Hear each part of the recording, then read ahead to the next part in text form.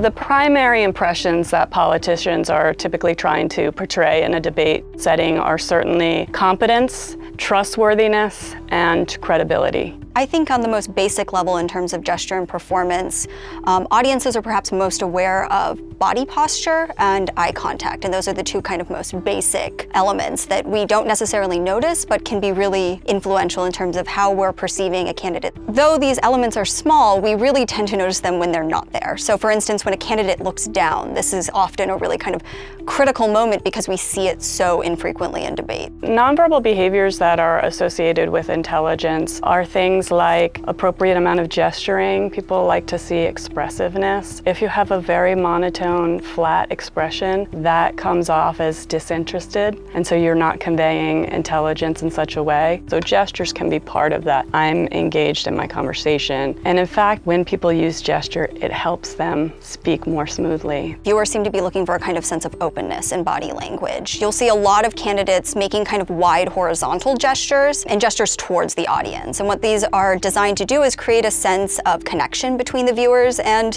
the candidates as they speak, to make the audience feel as though they're being pulled in to their particular stances and comments. It also creates a sense that they're quote unquote more welcoming. There's a lot of discussion of the way that open gestures tend to humanize candidates, and you'll see a lot of criticism of candidates that choose to keep their gestures kind of very tight and close to the body. They're often read as kind of closed and cold. When you look at politicians and what they're trying to convey in their impression management, it's been extremely polished. They are extremely practiced in making sure that they convey these certain impressions. They've been doing this for years, and so now for them, it's become very automatic to appear smooth and likable and attractive and credible.